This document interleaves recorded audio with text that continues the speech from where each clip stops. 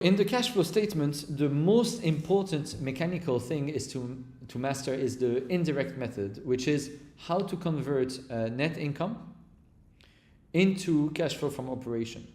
Because you see, like, net income is not really cash, it's an accounting construct.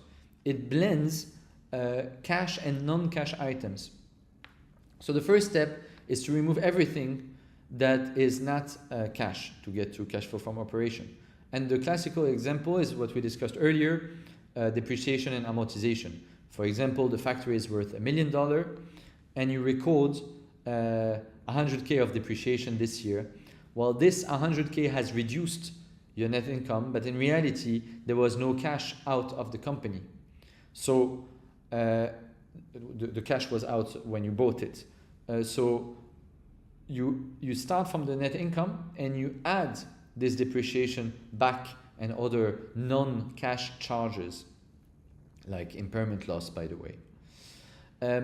Next, you want to adjust for changes in working capital. For example, in the working capital, you have current asset and current liability. So in the current assets, you have receivable, inventory, current liability, payables, and other items. And you want to see how did they move. If, for example, the receivable have increased, it means that you booked revenue that you didn't collect in cash. So it is a use of cash, if you want. And you have to subtract this increase because it was part of the net income, but it didn't actually translate into cash, so it should be removed.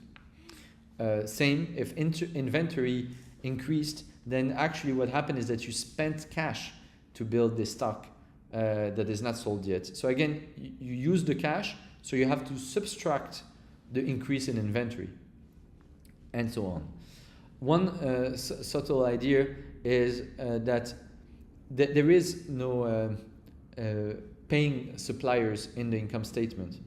The cost of goods sold matches the cost of revenue, not the cash payment. The actual cash movement related to the supplier needs, like for you to see it, you need to look at the changes also in payable and in inventory. So just a quick thing to keep in mind, don't simply associate naively the COGS with what is paid to the supplier. Anyway, a quick mental checklist is ask yourself if the item is operation or investing financing. If it's not operating, by the way, it shouldn't be in the cash flow from operation, even if it shows up in the income statement. Is it cash, non-cash? Is it working capital? Did it go up, down? And of course, as we said, there are differences in classification between IFRS and US GAAP. We saw earlier, that US GAAP has interest paid, received, dividends in operating cash flow, whereas for IFRS, it could be classified differently. So this choice will impact the CFO, but anyway, for this intro, more than enough as a presentation. And it's, I would argue,